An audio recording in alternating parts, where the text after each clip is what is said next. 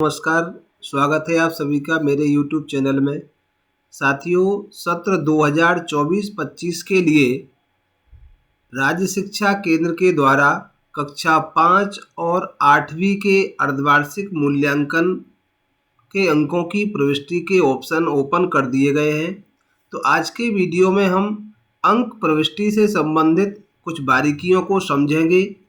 इस सत्र में जो अंक प्रविष्टि है उसमें कुछ बदलाव किए गए हैं।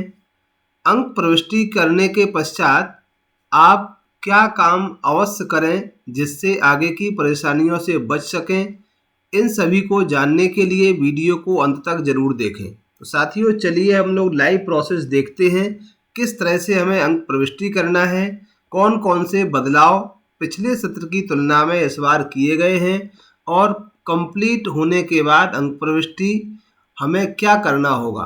तो इसके लिए हमें किसी भी ब्राउज़र पर जाके rskmp.in पोर्टल पर को टाइप करके ओपन करना है।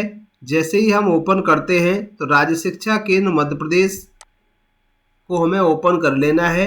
इसके बाद विद्यालय के किसी भी शिक्षक के द्वारा उसकी लॉगिन आईडी और पासवर्ड से हमें इसको लॉगिन कर लेना है। जैसे ही हम लॉगिन करने के लिए क्लिक करते हैं तो उसका आईडी डालना है और पासवर्ड के रूप में जो संबंधित शिक्षक की डेट ऑफ बर्थ है उस डेट ऑफ बर्थ को हमें यहाँ पर डाल देना है। डेट ऑफ बर्थ के पश्चात हम जो कैप्चा होता है कैप्चा को डालते हैं।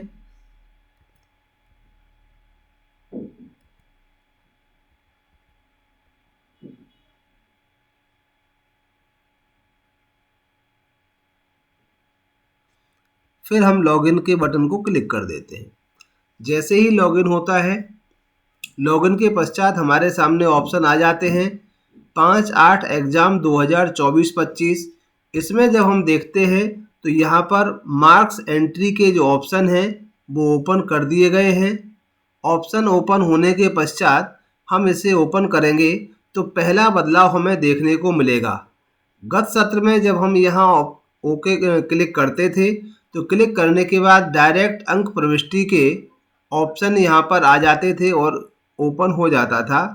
इसके बाद इस बार जो परिवर्तन किया गया है, जैसे ही हमने मार्क्स एंट्री के लिए ओपन किया है तो जो आपको अंक प्रविष्टि करना है, सबसे पहले हमें ध्यान रखना है कि अंकों को हमें 60 मार्क्स में के अनुसार ही भरना है। 60 अंकों का एग्ज़ाम अभी हुआ था। इस 60 में से जितने अंक छात्र ने प्राप्त किए हैं वही भरना है। अधिभार की गणना ऑटोमेटिक कर ली जाएगी। तो इसके लिए हमें यहाँ पर सिलेक्ट कर लेना है क्लास को, जिस क्लास के हमें अंकों की प्रविष्टि करना है। उसके बाद हम शो पर क्लिक करेंगे।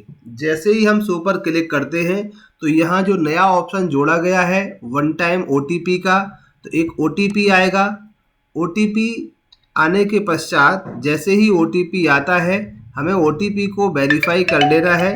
OTP हम डालेंगे इस पर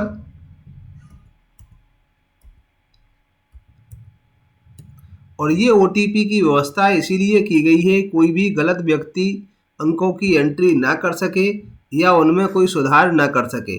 जैसे ही हम OTP डालते हैं तो संबंधित विद्यालय के छात्रों की सूची ओपन हो जाती है। ओपन होने के बाद यहाँ हम देख रहे हैं 00 अंक आ रहे हैं। अब इसके साथ आपको एक परेशानी यहाँ और होगी या कोई आपके सुझाव इसमें हो सकते हैं। समस्या भी हो सकती है कि जो छात्र परीक्षा में अनुपस्थित रहे हैं उनके लिए हमें क्या भरना है, तो उनका कॉलम भी हमें खाली नहीं छोड़ना है। जो छात्र अनुपस्थित रहे हैं उनके कॉलम, जो भी आपका कॉलम है उसमें 00 मार्क्स फिल कर देना है। इसके बाद हमें जब हम बच्चों के जो मार्क्स हैं, अंक हैं, उनकी एंट्री करते हैं तो एंट्री करने के लिए प्रत्येक छात्र को जिस तरह से हमने रजिस्ट्रेशन के लिए एडिट वाले ऑप्शन पर क्लिक करके उसकी सारी जानकारी को अपडेट किया था, उसी तरह से हमें अंकों की प्रविष्टि करना है। तो साथियों, इसमें हम देखते हैं कि जो अंकों की प्रविष्टि है एडिट वाले ऑप्शन पर हम क्लिक करते हैं। क्लिक करने के बाद प्रत्येक छात्र के हमें अंकों की प्रविष्टि करना है। 60 में से ही अंक भरेंगे। तो हमें प्रथम भाषा हिंदी, द्वितीय भाषा अंग्रेजी, संस्कृत, गणित, विज्ञान, और सामाजिक विज्ञान। इस तरह से 6 विषय के अंकों की हमें एंट्री करना है। जो भी अंक आपके आए हैं उसे हम प्रविष्ट कर देते हैं। एक एक करके हमें क्लिक करते जाना है और अंकों को भरते जाना है।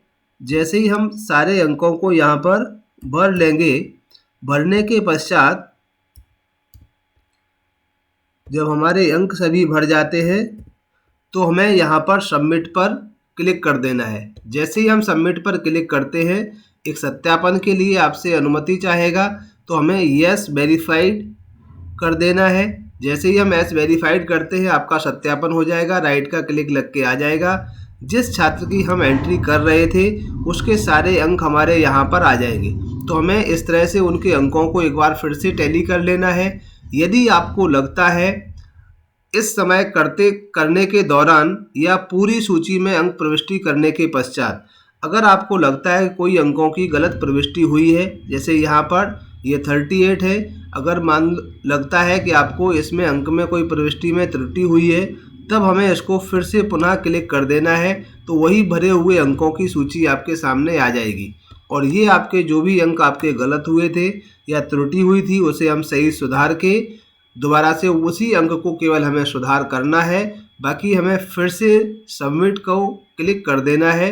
जब हम सबमिट को क्लिक करते हैं, फिर से सत्यापन का मैसेज आएगा और हम इसे यस वेरीफाइड कर देंगे तो फिर से एक बार सत्यापित हो जाएगा। इस तरह से आपके अंकों की प्रविष्टि आप कर सकते हैं। तो ये थी अंक प्रविष्टि से संबंधित जानकारी। इसके बाद आपको अंत में क्या करना है, जब आपकी पूरी सूची के सारे छात्रों के अंक भर जाते हैं तो हम एक इसका प्रिंट आउट ले लेते हैं।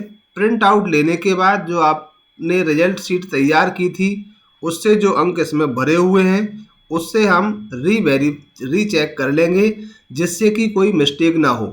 पूर्व में कई बार ऐसा देखा गया है, कुछ शिक्षक साथियों के साथ भी ऐसा हुआ है कि उनके छात्र के द्वारा परीक्षा दी गई थी, उसकी कॉपी भी चेक की गई, लेकिन अंक भरते समय कुछ अंक में त्रुटि हुई और उसे फेल घोषित कर दिया गया। क्योंकि यदि छात्र हाफ ईयरली में कम अंक लेकर के आता है या हाफ ईयरली में फेल हो जाता है तो वार्षिक परीक्षा के परिणाम में भी उसको फेल या पुनः परीक्षा का अवसर ही दिया जाएगा, उसी में शो होगा और आपको फिर से इनकी सारी प्रक्रिया, सारी प्रोसेस एग्जाम की कराना पड़ेगी। फिर से आपको अंक की प्रविष्टि करना पड़ेगी, तभी आपको पास की अंक सूची या मार्कशीट प्राप्त हो पाएगी। तो साथियों, ये थी अंक प्रविष्टि से संबंधित जानकारी। मिलते हैं कुछ इसी तरह के नए वीडियो के साथ। जब तक के लिए सभी को थैंक यू, धन्यवाद, जय हिंद।